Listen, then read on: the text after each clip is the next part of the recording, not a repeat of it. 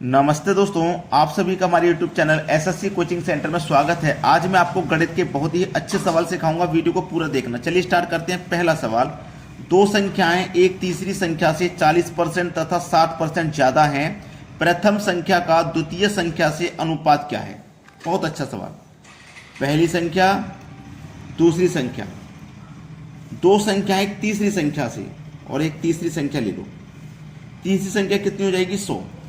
तो पहली जो संख्या है वो तीसरी संख्या से 40 ज्यादा है, तो 100 से 40 ज्यादा का मतलब 140 हो जाएगा। और दूसरी संख्या 60 ज्यादा है, तो 100 से ज्यादा 60 है तो 160 हो जाएगा। यहां तक तो किसी को कोई समस्या होनी नहीं चाहिए, ठीक है।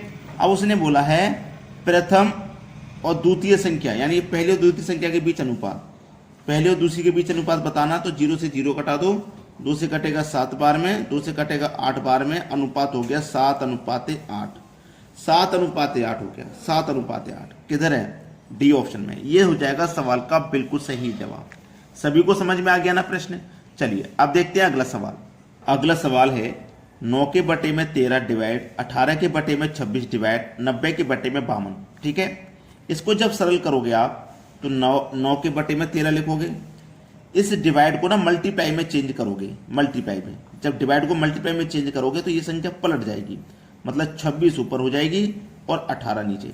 इस डिवाइड को फिर से मल्टीप्लाई में चेंज करोगे तो ये संख्या पलट जाएगी, मतलब 52 ऊपर हो जाएगा और 90 नीचे हो जाएगा। तो ये 13 दूनी 26 कट जाएगा 2 बार में, ठीक है। ये कट गया जहां तक। और जब ये कट गया तो ये 9 दूनी 18 कट जाएगा, ठीक है। 2 से कट जाएगा 52 26 बार में, और 2 से कट जाएगा 90 45 बार में। आया क्या आपका आंसर? 26 के बटे में 45। 26 के बटे में 45 मिलेगा सी ऑप्शन में। ये हो जाएगा सवाल का बिल्कुल सही जवाब। समझ में आ गया ना? अब देखते हैं अगला प्रश्न। अगला सवाल है 50 + 0.5 × 20 डिवाइड बाई 0.7। ऐसा सवाल कभी भी आ जाए तो ये तो बोर्ड मार्क्स के नियम के अनुसार होता है, आप जानते हैं। 50 प्लस, अब देखो इसको मैं सरल करूं, दशमलव को हटाऊंगा, दशमलव के स्थान पे 1 आ जाएगा, और दशमलव एक संख्या है तो एक 0 आ जाएगा। तो ये हो जाएगा 5/10। 5/10 हो जाएगा ये, ठीक है। चलिएगा × 20 डिवाइड, ठीक है। यहां से दशमलव को हटाओ तो दशमलव के स्थान पर यहां पे भी 1 आ जाएगा, और दशमलव के बाद एक संख्या तो एक 0। तो ये हो जाएगा 7/10। यहां तक किसी को कोई समस्या नहीं है अभी तक। 10 से 20 कट जाएगा 2 बार में, ठीक है। और 5 दूनी 10, तो ये 50 है इधर। 5 दूनी ये 10 हो गया इधर, ठीक है। इधर डिवाइड में कितना है? 7/10 है, ठीक है। 50 और 10 को जोड़ेंगे आप 60, डिवाइड में इधर है 7/10 है, ठीक है। चलिएगा अब ये 60 है, इस डिवाइड को मल्टीप्लाई में चेंज करेंगे तो संख्या पलट जाएगी, 10 ऊपर हो जाएगा 7 नीचे हो जाएगा, है ना। 60 का गुना 10 से करेंगे तो ये 600 बटे में 7, 7 8 56, 4 बचेगा 40, 7 पंजे 35, 4 बचे 5 बचेगा नहीं जाएगा, 10 लगेगा 50, 7 सत्ते 49। अब देख लो 85 के बाद दशमलव किस ऑप्शन में? 85 के बाद दशमलव एक ही ऑप्शन में, ये रहा। ये हमारे सवाल का हो जाएगा बिल्कुल सही आंसर। उम्मीद करूंगा कि सभी को प्रश्न अच्छे से यहाँ पे समझ में आ गया है, किसी को भी कोई समस्या यहाँ पे बिल्कुल भी नहीं होगी। अब देखते हैं अगला सवाल। अगला सवाल है यदि x + y = 19 और x - y = 7 तो x × y का मान क्या होगा? देखो x + y = 19 है और x - y = 7 है, तो x गुने y पूछा है। x भी प्लस का, ये x भी प्लस का, तो 2x हो गई। ये x और x मिलके 2x, ये प्लस का y माइनस का y कट जाएगा। 19 में 7 जोड़ो 26, ठीक है। 2 से 26 कट गया 13 बार में, तो x का मान कितना आ गया? 13। x का मान हमें पता चल गया भाई 13 है। हमें क्या बताना है? x × y का। x का मान पता चल गया 13 है, y का और पता लगाना है।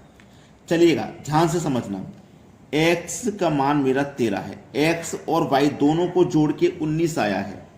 x और y दोनों को जोड़ के 19 आया है, ठीक है। लेकिन जब x का 13 है तो y का कितना हो जाएगा? 6। 13 और 6 को जोड़ेंगे तभी तो 19 आएगा, तो y का भी मुझे पता लग गया 6 है। बस सवाल खत्म। 13 × 6 = 78। इनका मल्टीपल ही तो पूछा था, 13 छिंग 78 हो गया, जो कि हमारे सी ऑप्शन में दिया है। ये सवाल का बिल्कुल सही जवाब है। अब देखेंगे अगला प्रश्न। अगला सवाल है 60 गुने 5 गुने 12 डिवाइड 180 डिवाइड 3। इस तरीके से संख्या अगर मिल जाए के नीचे 1 तो क्या करना है। देखो 60 इंटू 5 इंटू 12। एक बात याद रखना, जो तीसरे नंबर पे संख्या होती है ये ऊपर पहुंच जाती है मल्टीप्लाई में, है ना। तो ऊपर कौन है 12, तो 12 के मल्टीप्लाई में पहुंच जाएगा 3, ठीक है, बटे में आ गया 180। यहां तक समझ में आ गया ना। अब इसी को काट पीट कर लो, बस आंसर आ जाएगा। चलिएगा इसको हम कटाएंगे।